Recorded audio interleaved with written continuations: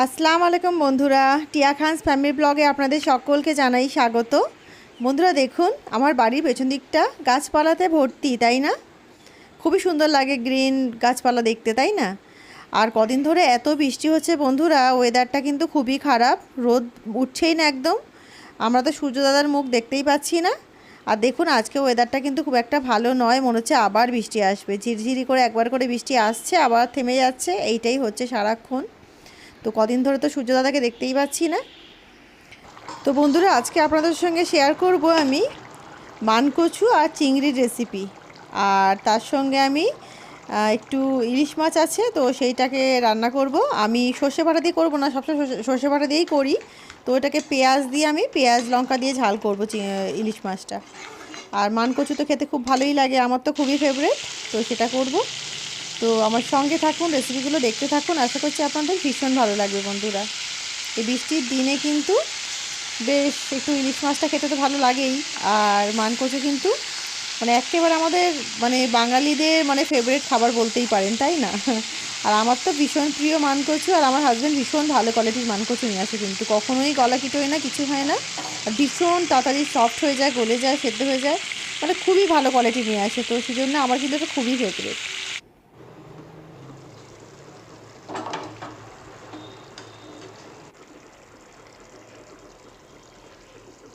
আর এইদিকে আমি ভাত বসিয়ে দিয়েছি, আর আমি এটা আতপ চালের ভাত বসিয়েছি। আমার হাজব্যান্ডের একটু হজমের প্রবলেম বলে কদিন একটু আতপ চালের ভাতটাই পছন্দ করছে।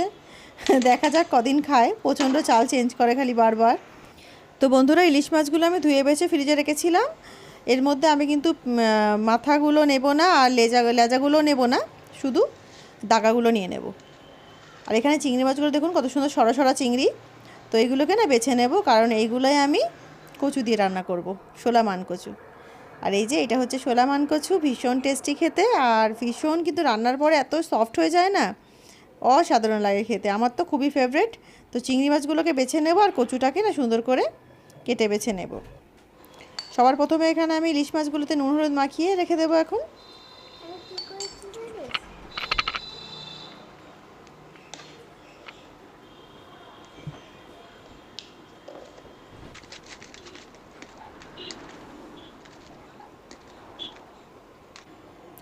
হয়ে গেছে নুন হলুদ মাখানো, এটাকে এখন এক সাইডে রেখে দেবো।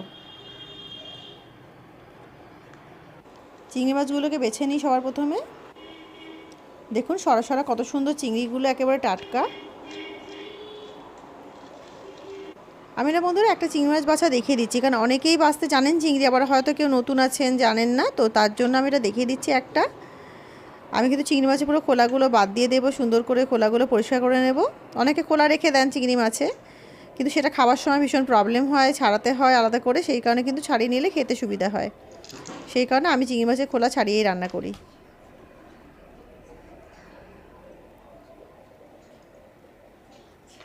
আর এই চিংড়ি মাছের মাঝখানে যে শিরা মতো থাকে না, এটা কিন্তু চিংড়ি মাছের নোংরা, এর মধ্যে নোংরা থাকে, তো অবশ্যই এটাকে ফেলে দেবেন, তাহলে কিন্তু একদম সুন্দরভাবে চিংড়ি মাছটা বাছা হয়ে যাবে। এইভাবে প্রত্যেকটা চিংড়ি মাছ আমি বেছে নেব সুন্দর করে।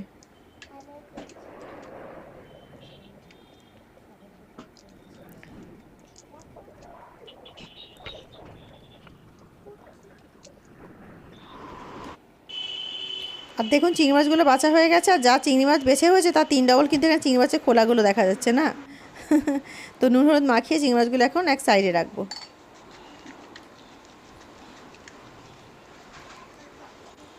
হয়ে গেছে চিংড়ি মাছগুলো নুন হলুদ মাখানো, এক সাইডে এখন রেখে দিই। আর কচুটাকে বেছে ফেলি।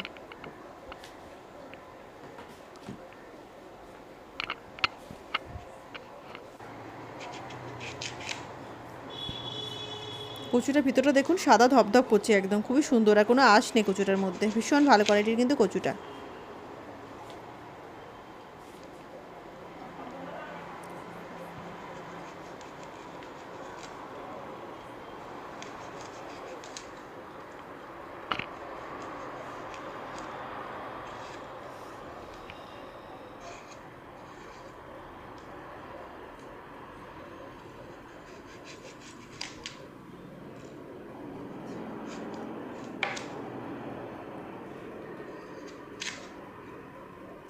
এইভাবে সুন্দর ডুমো ডুমো করে কচুগুলোকে আমি কেটে নেব।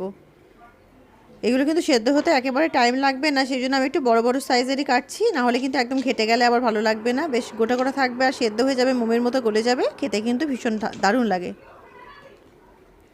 তো এইভাবে পুরো কচুটাকে আমি কেটে নেব।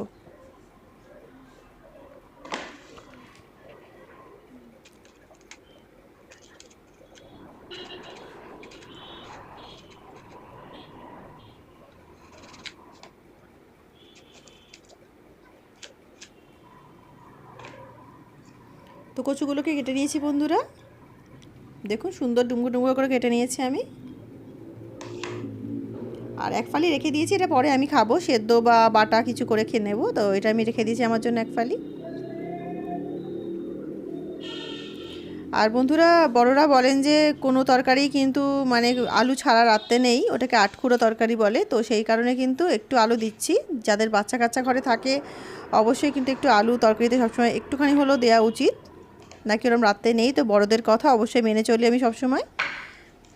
তো কচুগুলো কাটা হয়ে গেছে, একটা ছোট 4 টুকরো শুধু ওতে আলু দিয়েছি আমি। একটা পেঁয়াজ নিয়ে নিয়েছি, একটা বড় সাইজের পেঁয়াজ নিয়েছি বন্ধুরা। এই বড় সাইজের পেঁয়াজের সঙ্গে 3টে কাঁচা লঙ্কা নিয়েছি, আর একটু গোলমরিচ নিয়েছি, আর একটু গোটা জিরে নিয়েছি। আর আদা রসুনটা না আমি পেস্ট ইউজ করব, সেই জন্য এর মধ্যে দিলাম না। আপনারা চাইলে এর সঙ্গে আদা রসুনের পেস্টও ইউজ করতে পারেন। তো এইটাকে একটাই পেস্ট বানিয়ে নেব, আর দুটো তরকারি রান্না করবো এটা দিয়ে। আর ঝালটা আপনারা আপনাদের পছন্দ মতো কম বেশি করে নিতে পারেন। তো কড়া গরম হয়ে গেছে, এখানে কাচ্চিখানি সর্ষের তেল দিয়ে দিচ্ছি, তেলটাকে গরম করে নেব। তেল গরম হয়ে গেছে বন্ধুরা, চিংড়ি মাছগুলোকে ভাজা করে নেব।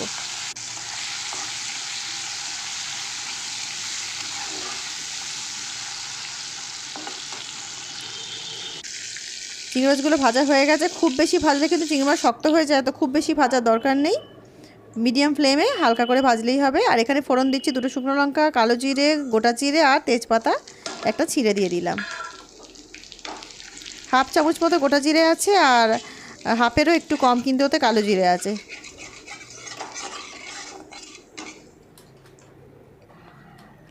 এই বাটা মশলাটা হাফ এতে দিয়ে দিচ্ছি, বেশিরভাগটা এতে দিচ্ছি, আর অল্প একটু মাছের জন্য রেখে দিচ্ছি। সুন্দর করে মশলাটাকে ফ্রাই করে নেব।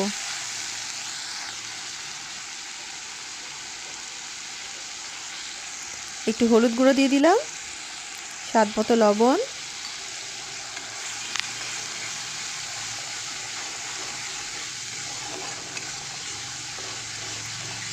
মশলাটাকে সুন্দর করে ফ্রাই করে নেব। আদা রসুনের পেস্ট দিয়ে দিচ্ছি, 2 চামচ মতো এখানে আদা রসুনের পেস্ট ইউজ করলাম আমি।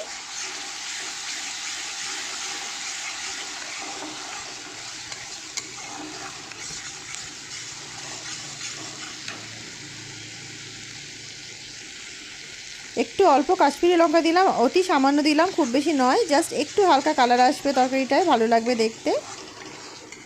আমার হাজব্যান্ড আবার তরকারি মানে দেখতে ভালো লাগলে তবেই কিন্তু মানে খেতে ভালোবাসেন উনি। একটু মানে কালারের ওপরে ওনার একটু স্বাদটা মানে উনি মনে করেন যে তবেই ভালো লাগলে তবেই খাবো, সেই কারণে কিন্তু একটু কাশ্মীরি লঙ্কা অ্যাড করলাম। আপনারা ছাড়া অ্যাড করতেও পারেন, নাও করতে পারেন। আপনারা রেগুলার যে লঙ্কা আমরা খাই সেটাও ইউজ করতে পারেন, ঝাল লঙ্কা। আর কাঁচা লঙ্কা বাটার পরিমাণটা আপনারা চাইলে একটু বাড়িয়েও দিতে পারেন। মশলাটা ভালো করে কষে নিয়েছি, তো কচুগুলোকে দিয়ে দিলাম। আর আপনারা না চাইলে কচু আর আলুগুলোকে একটু হালকা করে ফ্রাই করে নিতে পারেন আগে থেকে, তারপরে এতে অ্যাড করতে পারেন, কিন্তু আমি এতে ফ্রাই করলাম না, আলাদা করে মশলার সঙ্গে এটাকে সুন্দর করে কষিয়ে নেব।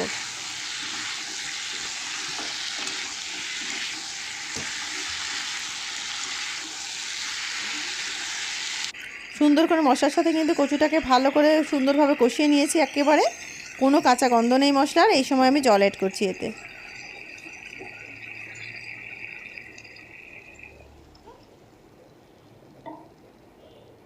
আপনারা যেমন পরিমাণে গ্রেভি পছন্দ করেন সেই পরিমাণেই কিন্তু জলটাও তো সেই বুঝেই দেবেন, কম বেশি। আমি বেশ মাখা মাখা করব, খুব বেশি ঝোল রাখতে চাইছি না, সেই জন্য আমি মোটামুটি আমার আন্দাজ মতো জল দিলাম। আর বন্ধুরা, এটা ফুটে উঠেছে, এর মধ্যে আমি কাঁচা লঙ্কা চেরা দিয়ে দিচ্ছি 4টে। কাঁচা লঙ্কা বাটা তো আমি ইউজ করেছি, আর 4টে চেরা কাঁচা লঙ্কা দিলাম, পুরো চিড়ে দিলাম না, কাঁচা লঙ্কাগুলো অল্প অল্প করে চিড়ে নিয়ে দিয়েছি। আর একটু চিনি দিচ্ছি বন্ধুরা, কারণ কচুর তরকারিতে তো চিনি না দিলে স্বাদটা ঠিক মতো হয় না। ঝালের সঙ্গে একটু চিনিটা যখন হয় না, অসাধারণ অপূর্ব স্বাদ হয়। এটাকে ঢেকে দিয়ে আমি 10 মিনিট মতো একটু কুক করে নেব ভালো করে। আর মিডিয়াম ফ্লেমে অবশ্যই রান্নাটা করবেন। 10 মিনিট হয়ে গেছে বন্ধুরা, একবার চেক করে নেব কচু আলুটার কী অবস্থা। আর মিডিয়াম আঁচে রান্না করছি বন্ধুরা। আর এই সময় ভাজা চিংড়িগুলোকেও দিয়ে দিচ্ছি, কারণ ভাজা চিংড়িগুলো কিন্তু ঝোলের মধ্যে গ্রেভির মধ্যে গিয়ে একটু ফুটবে না, তখন একটু গ্রেভিটা অ্যাবজর্ব করবে, তো খুবই সুন্দর লাগবে খেতে। সেই কারণে এই সময়টা দিয়ে দিলাম। একবার চেক করে নিই কচুটা। দেখুন কত সুন্দর, শুধু 10 মিনিট মাত্র হয়েছে তাতেই কিন্তু কচু গলে গেছে। মানে সত্যি এটা খুবই ভালো কোয়ালিটির মানে আনে, আমার ভীষণ ভালো লাগে এটা। সবাই কিন্তু কিনতে পারে না এই শোলামান কচুটা। অনেকে দুধমান কচু বলে, অনেকে শোলামান কচু বলে, তো এটা জানি না আপনারা কি নামে ডাকেন, আমাকে কমেন্ট করে জানাবেন যে আপনারা কী নাম মানে এটাকে বলেন। আর ভাত আমার দেখুন হয়ে গেছে একেবারে ঝরঝরে, ফ্যান ছেড়ে নিয়েছি, ভাতটাকে এখন ঢেকে রেখে দেবো গরম গরম। এদিকে তরকারিও কিন্তু আমার মোটামুটি রেডির দিকে, আর গরম ভাতও কিন্তু আমার রেডি হয়ে গেছে। আমার তো এখনই বন্ধুরা খেতে ইচ্ছা করছে, কিন্তু কিছু করার নেই, আমাকে রান্নাটা ফিনিশ করতে হবে।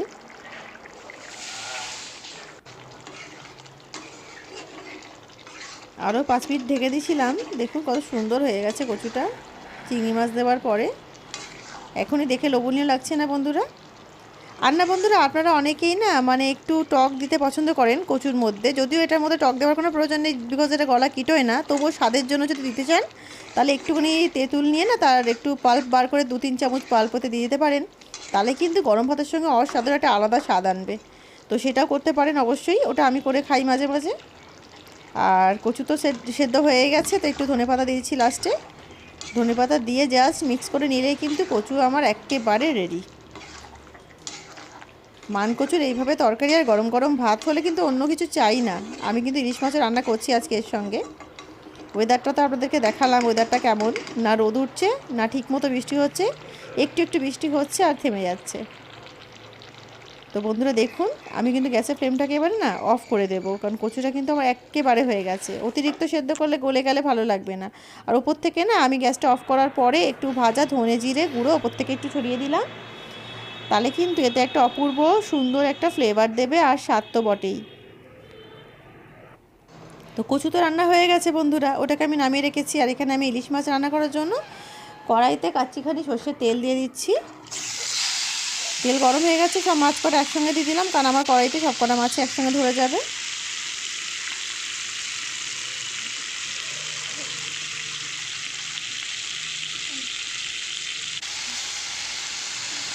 মাছগুলোকে একটু হালকা করে ভেজে নেব, খুব বেশি কড়কড়ে করে ভাজবেন না কিন্তু, অবশ্যই ইলিশ মাছে খুব কড়কড়ে করে ভেজে রান্না করে কিন্তু স্বাদটা ঠিক হবে না।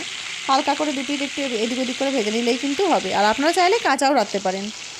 আমার হাজব্যান্ড কাঁচা খেতে চায় না, তো সেই জন্য আমি ভেজে নিচ্ছি। আর আপনারা যদি মনে করেন যে ভাজবেন না, তাহলে কোনো দরকার নেই, ইলিশ মাছ তো ভাজার কোনো দরকার হয়ই না এমনিতে। আপনারা কাঁচা মশলার উপরে রান্না করতে পারেন, যেমন আমি করছি। আর একটু একটু মাছে না ডিম হয়ে গেছে।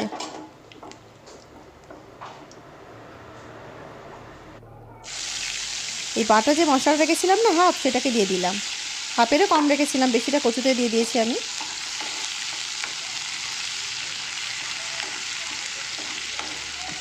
সুন্দরভাবে মশলাটাকে কিন্তু ফ্রাই করে নেবো। সবসময় বলছি যে মশলার মধ্যে কোনো কাঁচা যেন ভাব না থাকে, কোনো কাঁচা মশলার গন্ধ না থাকে, তাহলে এটা কিন্তু সবসময় খেয়াল রাখলে কিন্তু রান্না অবশ্যই সবসময় টেস্ট হবে। একটু অল্প কাশ্মীরি লঙ্কা দিলাম, 2 চামচ মতো এখানে আদা রসুন বাটা দিলাম, একটু স্বাদ মতো লবণ আর একটু হলুদ গুঁড়ো দিলাম। এটা দিয়ে সুন্দরভাবে মশলাটাকে না কষিয়ে নেব।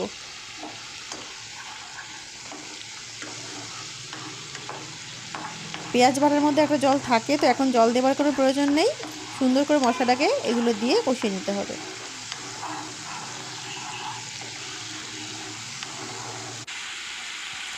দেখুন কত সুন্দরভাবে মশলাটা কষানো হচ্ছে, আর একদম তেলগুলো না দেখুন উঠে এসেছে, আর মশলা কিন্তু খুব সুন্দরভাবে ফ্রাই হয়ে গেছে, নিশ্চয়ই দেখে বুঝতে পারছেন।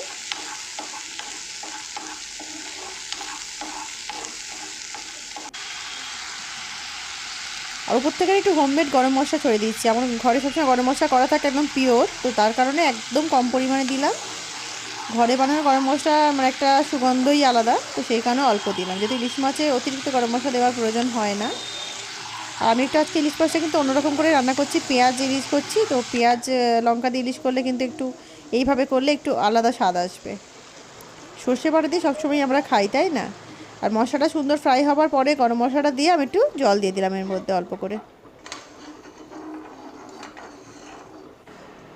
এইবারে ভাজা মাছগুলো দিয়ে দিচ্ছি।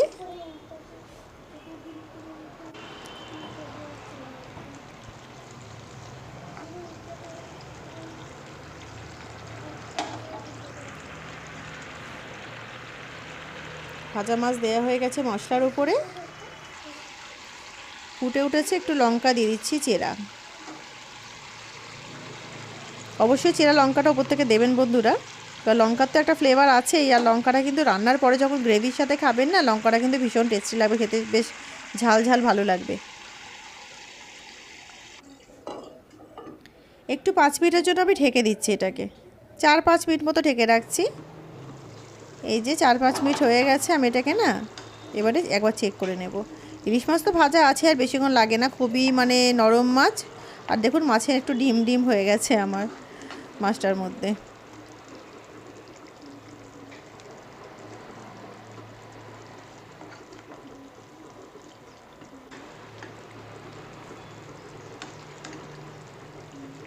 একটু উল্টে দিলাম, আরেক সাইড উল্টে দিয়ে না এটাকে ঢেকে দেবো। ঢেকে জাস্ট 1 থেকে 1.5 মিনিট মতো এটাকে আরেকটু ফুটিয়ে নেব, 1-1.5 মিনিট, বেশি নয়। দেখুন 1.5 মিনিট মতো ফোটানো হয়ে গেছে। 1.5 থেকে 2 মিনিটের মধ্যে কিন্তু ফোটাবেন, তার বেশি দরকার হয় না। আর একেবারে তেলটাকে এমন ছেড়ে দিয়েছে, দেখতে পাচ্ছেন একেবারে তেলটা কিন্তু ওপরে উঠে এসেছে। মানে মাছ কিন্তু আমাদের ইলিশ মাছের কিন্তু পেঁয়াজের ঝোল একেবারে রেডি। সর্ষে বাটা দিয়ে ঝোল তো সবাই খান, তেল ঝোল সবাই খান, এটা তেল পেঁয়াজের ঝোল। আর পেঁয়াজ লঙ্কার ঝোলটা কিন্তু ভীষণ দারুণ টেস্টি লাগে খেতে বন্ধুরা। আর দেখেই দেখুন বুঝতে পাচ্ছেন যে রান্নাটা কত সুন্দর হয়েছে। খুব পাতলা ঝোলও না, খুব গাঢ় না। আর গ্রেভিটা দেখুন না, গরম ভাতের সঙ্গে যখন এই গ্রেভিটা মাখিয়ে খাবেন অসাধারণ লাগবে। আর আমি এতে গরম মশলা অ্যাড করলাম, আপনারা যদি মনে করেন যে গরম মশলা অ্যাড করবেন না তাহলে না দিতে পারেন, তাতে কোনো অসুবিধা নেই। তো একেবারে রেডি হয়ে গেল আমার ইলিশ মাছের পেঁয়াজ লঙ্কার ঝোল। তো রেসিপিটি কেমন লাগলো বন্ধুরা অবশ্যই কমেন্ট করে আমাকে জানাবেন। রেসিপিটি যদি আপনাদের ভালো লেগে থাকে অবশ্যই আমার চ্যানেলকে লাইক, শেয়ার এবং সাবস্ক্রাইব করে আমার সঙ্গে থাকবেন। তো দেখা হচ্ছে অন্য নতুন রেসিপির সঙ্গে বন্ধুরা। ততক্ষণ সবাই ভালো থাকুন, সুস্থ থাকুন। আল্লাহ হাফিজ।